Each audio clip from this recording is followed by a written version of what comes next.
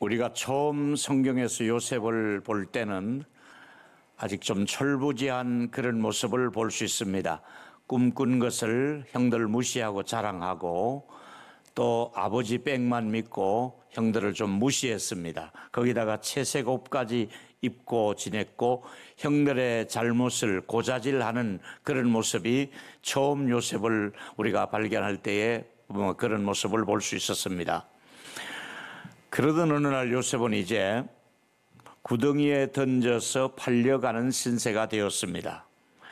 거기다가 또 보디발의 집에 종으로 있을 때에 그 부인의 청을 거절하다가 감옥에 가게 되었습니다. 또 감옥에서도 술 맡은 관원의 꿈을 해석해 주었지만은 또 그것이 연결되어서 드디어 바로의 꿈을 해석하게 되었고 오늘 이제 총리가 된 요셉을 우리가 볼 수가 있습니다. 중요한 것은 팔려가더라도 또 구덩이에 던져지는 일이 있었어도 또 여러 가지 감옥에 가 있는 일이 있었어도 하나님께서는 요셉을 따라다니시면서 언제나 요셉에 가는 길에 길을 열어주셨다는 겁니다. 형통하도록 하나님이 길을 여시고 계시는 모습을 우리가 볼 수가 있습니다. 이제 오늘은 양식을 구하기 위해서 형들이 와서 문안하고 있는 모습이고 우리 모두가 이 본문에서 알고 있는 것은 요셉은 형들을 알아보았지만은 형들은 요셉을 알아보지 못하고 오히려 요셉 쪽에서는 정탐꾼이라고 이렇게 어거지를 쓰면서 형들을 약간 좀 민망하게 만들고 있는 모습을 우리가 볼 수 있습니다. 오늘 우리는 이 본문을 보면서 요셉이 잘해서 총리가 된 것이 아니라 하나님이 은혜를 주셔서 하나님의 섭리하심으로 인도해 주셔서 총리가 된 줄로 믿습니다. 여러분 어려운 중에 계시는 분 계십니까? 지금 여러분의 상황이 말은 못해도 구덩이에 빠져 있는 그런 상황일 수도 있고 또 억울하게 누명을 쓰고 종살이하는 이런 모습일 수도 있고 또 감옥에 갈 수밖에 없는 이런 상황에 처해져 있다 할지라도 하나님과 동행하면 하나님께서는 구덩이에 있을 때에도 또 남의 집에 종살이 할 때에도 또 감옥에 있을 때에도 하나님이 항상 요셉 곁에 계시며 형통하도록 길을 열어주고 있는 모습을 볼 수 있습니다. 때로는 우리가 최선을 다하지 않았음에도 불구하고 하나님은 우리를 포기하지 아니하시고 끝까지 우리를 돌보시는 모습을 볼 수가 있습니다. 지금 요셉은 아직도 자기 신분을 드러내지 않고 신분을 숨긴 채로 형들과 대화를 하고 있습니다. 형들과 대화 중에 나타난 게 뭡니까? 우리가 12명의 형제입니다. 우리는 정탐꾼이 아닙니다. 근데 하나는 없어졌고 하나는 지금 아버지 곁에 어린 막내 베냐민은 아버지 곁에 있습니다. 이 말을 할 때에 베냐민이 얼마나 보고 싶겠습니까? 자기 친어머니 동생이 바로 베냐민 하나밖에 없잖아요.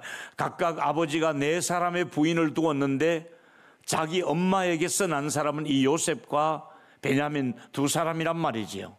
그래서 더 저들을 향해서 정탐꾼이라고 몰아붙이면서 너희들이 정탐꾼이 아니라면은 그 증거로 집에 있다고 하는 베냐민을 데리고 오면 내가 베냐민을 확인하면 너희들이 정탐꾼이 아니라는 것을 인정해 주겠다 이렇게 한 것이지요.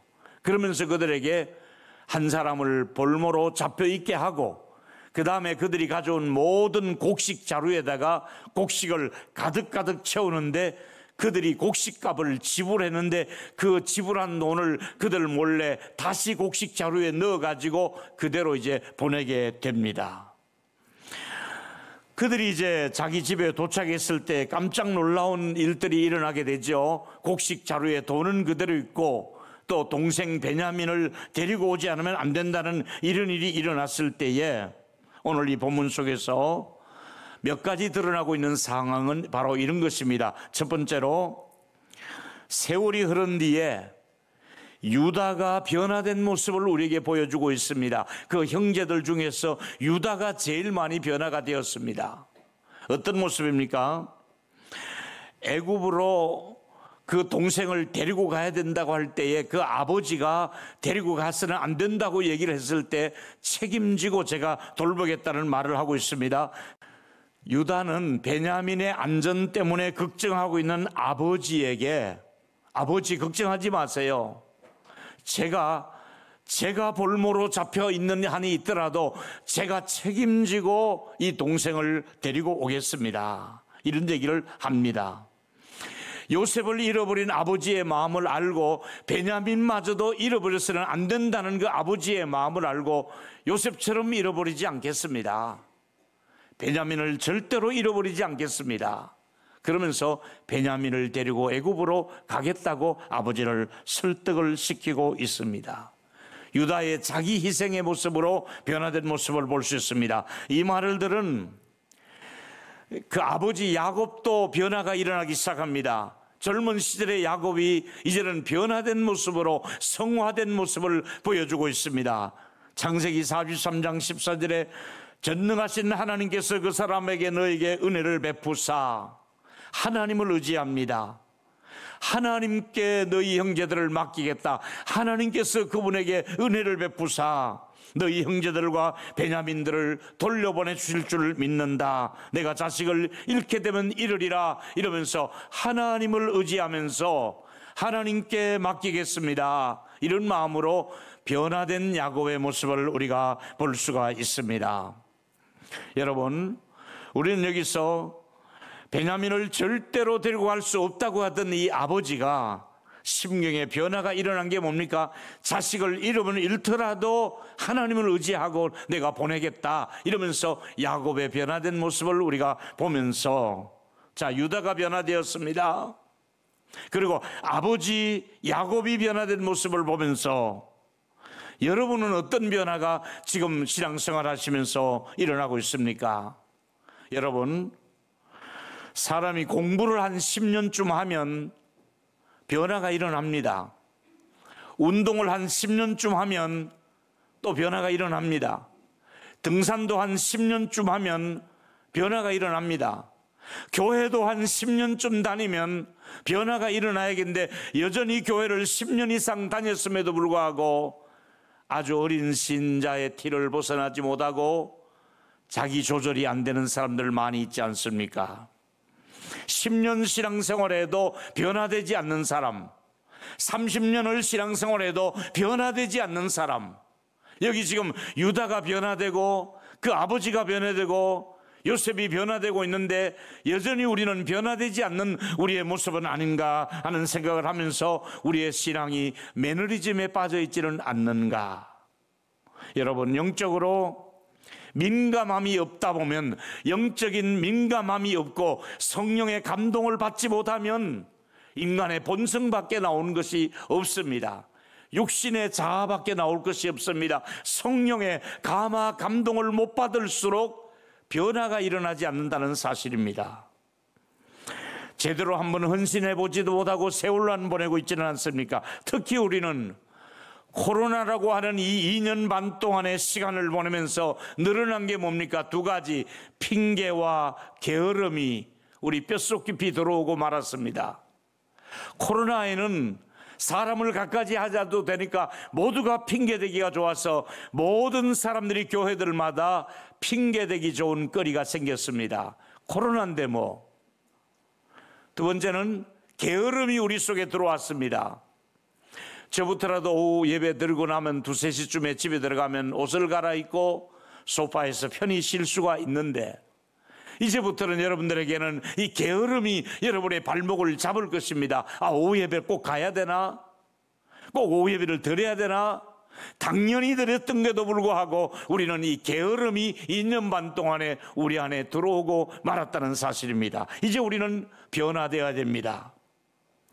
거룩한 모습으로 변화되어야 될 것이고, 믿음 좋은 모습으로, 헌신하는 모습으로 우리가 변화가 되어야 될 것인데, 좋은 모습으로 변화가 되는 우리 교회가 되기를 예수 이름으로 축원합니다.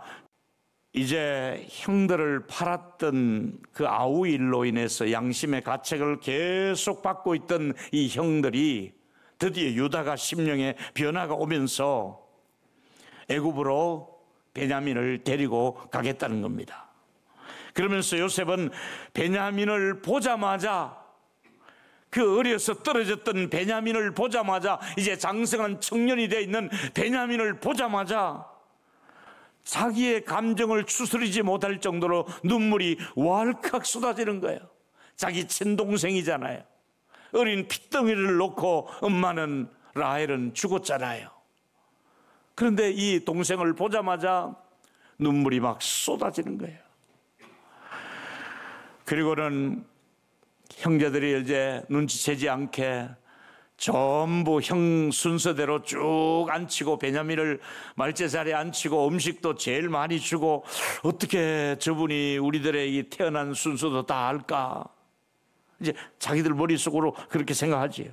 그리고 이제는 곡식 자루에다가 가득가득 저들이 원하는 만큼 채워서 이제 베냐민을 봤으니까 약속대로 돌려주는데 또 한 번 함정을 파는 거예요. 뭡니까?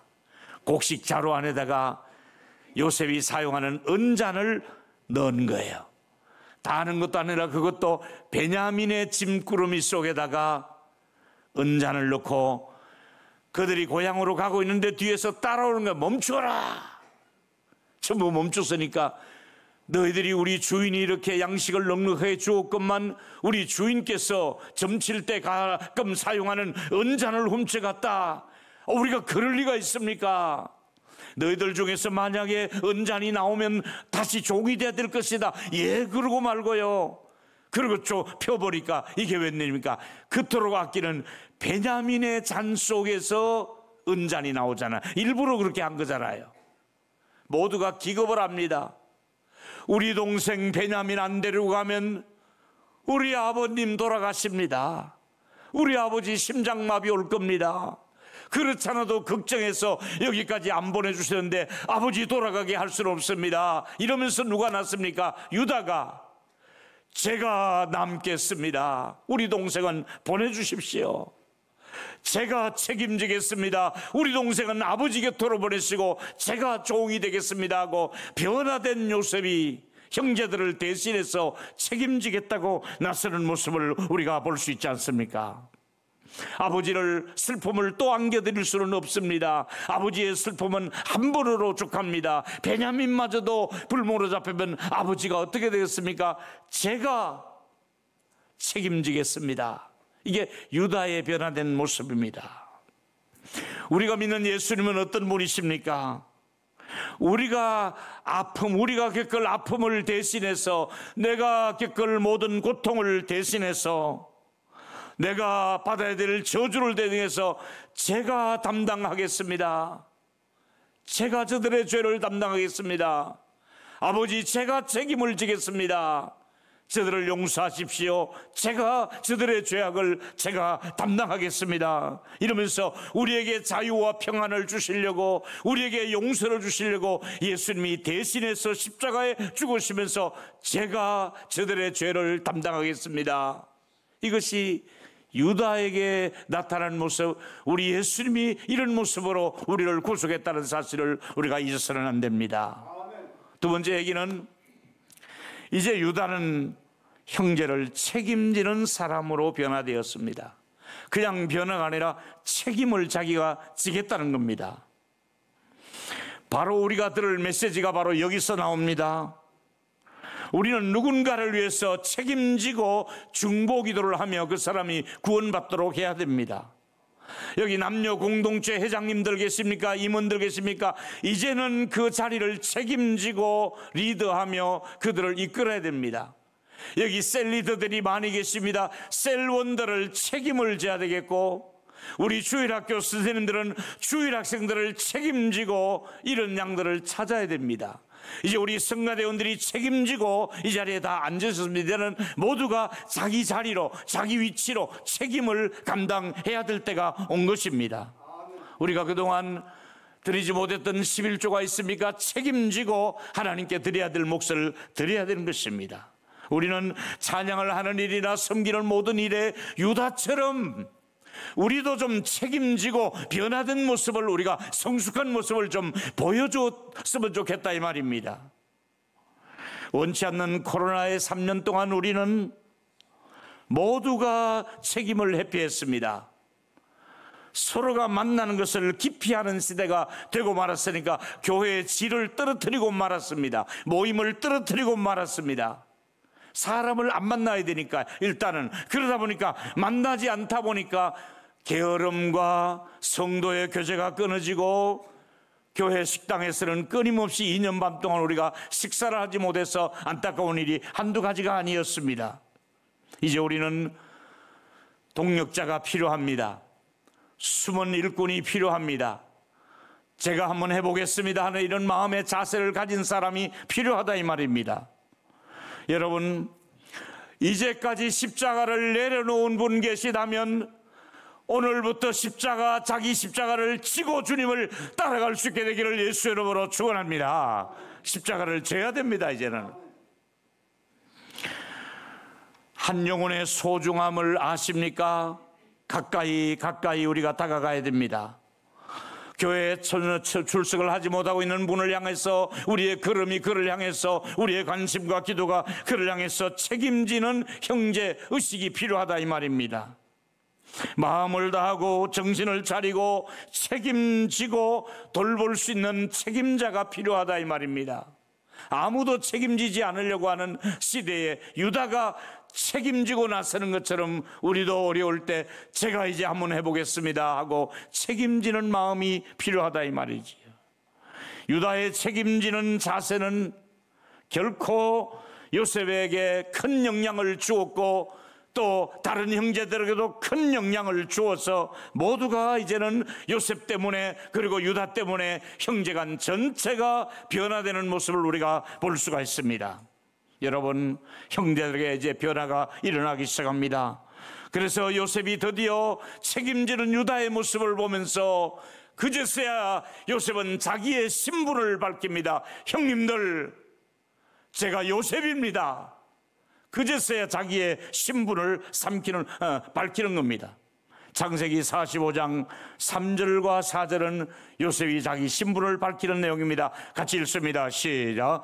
요셉이 그 형제들에게 이르되 나는 요셉이라 내 아버지께서 아직 살아계시니까 형들이 그 앞에서 놀라서 대답을 못합니다. 요셉이 형들에게 이르되 내게로 가까이 오소서. 그들이 가까이 가니 이르되 나는 당신들의 아우 요셉이니 당신들이 애굽의 판자라. 멀리서만 바라보았던 거리를 두었던 요셉이 내게로 가까이 오십시오. 형님들, 제가 요셉입니다. 20여 년이 지난 다음에 총리가 된 요셉을 가까이 가서 그 금사슬로 들여온 옷을 입고 있는 요셉을 보면서 형제간의 상봉이 그제서야 자기의 정체를 드러내며 같이 얼싸안는 눈물에 감동이 있는 만남이 있지 않습니까? 여러분, 자기들이 팔아넘긴 동생이 총리가 되어서 이 자리에 서 있다고는 가히 생각도 못한 일 아니겠습니까? 노예로 팔았는데 이러다가 우리도 노예로 팔면 어떻게 하나 걱정하고 있습니다. 그래서 형들을 안심시키는 요셉의 모습을 볼 수 있습니다. 걱정하십시오. 마심하십시오. 형님들이 나를 판 것이 아니라 하나님이 나를 앞서 이곳에 보내주셨습니다. 여기까지 죄책감에 시달려온 형들에게 자유의 메시지를 주면서 하나님이 그렇게 하신 것이지 형님들이 나를 판 것이 아닙니다. 이러면서 평안함을 주고 있습니다. 그러면서 아버지 모시고 오라고 자기가 타는 전용 전철은 그때 없을 거예요. 전용 마차를 보내는 것이죠. 총리가 타는 마차를 보내며 아버지를 이 수레에 모시고 오십시오. 그리고 아버지 좋아하는 길 음식을 주면서 이거 오며가며 드시게 하십시오. 모든 살림은 다 버리고 간단하게 식구들만 오십시오. 여기는 넘쳐납니다. 세 번째, 하나님은 여전히 놀라운 일을 하시는 분이에요. 하나님이 하신 일이 놀랍잖아요. 그 하나님이 하시는 일은 여전히 지금도 하신다. 옛날 요셉으로 끝나는 게 아니에요. 여러분, 살면서 사람은 무슨 일을 겪을지 아무도 모릅니다. 가장 중요한 것은 내가 어떤 일을 겪느냐보다도 하나님이 나와 함께 하느냐가 가장 중요합니다. 하나님만 나와 함께하면 어떤 우여곡절이 있다 할지라도 하나님만 나와 함께하면, 하나님만 잘 섬기는 가정이 될 때, 가정의 가장이 하나님을 잘 섬길 때 놀라운 축복은 얼마든지 이루어지는 것입니다. 하나님께서 내가 너를 사랑한다고 말씀하고 있잖아요. 하나님께서 궁극적으로 은혜를 주시면 가능하잖아요. 요셉은 고백합니다. 하나님께서 생명을 구원하시려고 나를 이곳에 보내었습니다. 그리고 요셉은 조금이라도 형제들을 보복하거나 미워하는 마음을 갖지 않고 형제들과 감회의 눈물, 감동의 눈물을 쏟고 있는 모습을 볼 수 있습니다. 여러분에게 지금 필요한 것이 무엇입니까? 감동의 눈물, 감사의 눈물, 기쁨의 눈물이 우리가 코로나 중에 사라지고 말았지 않습니까? 여러분 속에 감사의 눈물을 회복하고 기쁨의 눈물을 회복하고 서로 감동의 눈물을 흘려야 되겠는데 우리가 그것이 메말라가고 있다는 것이 너무나 안타깝다는 사실입니다. 이제 우리 교회가 다시 감사의 눈물, 감동의 눈물, 기쁨의 눈물, 가족 간에도 교회 안에서도 이렇게 눈물이, 형제들이 회복하는 요셉의 모습을 보면서 눈물로 얼룩진 형제 상봉을 보면서 우리도 바로 이런 눈물이 필요한 시대가 아닐까. 드디어 요셉의 곡식단 앞에 형제들이 다 와서 절을 했던 그 꿈이 다 이루어지고 이제 아버지를 모시고 정말 멋지게 살아가는 모습을 보면서 우리 예수님을 생각해 보십시다. 예수님은 우리를 살려주신 분이고, 예수님은 우리를 용서하신 분이고, 예수님 우리를 승리로 인도해 주신 분이십니다. 예수님 우리를 구원해 주셨습니다. 그러니 우리도 예수 그리스도를 다른 사람에게 전해서 우리가 이제는 전도해야 될 시점이 이제부터 왔다고 생각합니다. 6월부터는 전도하는 목적으로 우리가 사람을 만나고 또 전도할 기도를 하고 또 대신자를 마음에 품고 그렇게 우리 교회라고 하는 본연의 자세를 다시 한번 우리가 맞추어 가야 될 때가 왔다고 생각합니다. 요셉은 말합니다. 형님들 걱정하지 마세요. 제가 조카들을 다 책임지겠습니다. 제가 이 조카들을 외면할 리가 있겠습니까? 형님들의 자식들을 제가 책임지고 키우겠습니다. 이런 말을 하고 있지 않습니까? 이제 결론입니다. 하나님께서는 지금 이 시대에도 요셉을 키우고 준비하고 계십니다. 여러분과 제가 요셉처럼 쓰임받기를 축복합니다. 여러분 손자 손녀들이 에스더처럼 또 민족을 살리고 주변에 죽어가는 영혼들을 살려내는 가정이 되시기를 바라면서 이제 우리는 변해야 됩니다. 변해야 됩니다. 코로나 이전보다 이후에 우리가 좀 더 완전한 모습으로, 좀 더 헌신된 모습으로, 좀 더 성숙한 모습으로 우리가 변화될 수 있기를 바라면서 감동의 눈물이 있는 우리 교회가 되었으면 좋겠습니다. 서로 사랑하고 서로 보고 싶어하고 서로 끌어안아주고 서로의 수고에 격려해주면서 감동의 눈물이 있는 우리 동일로 교회가 되기를 축원합니다.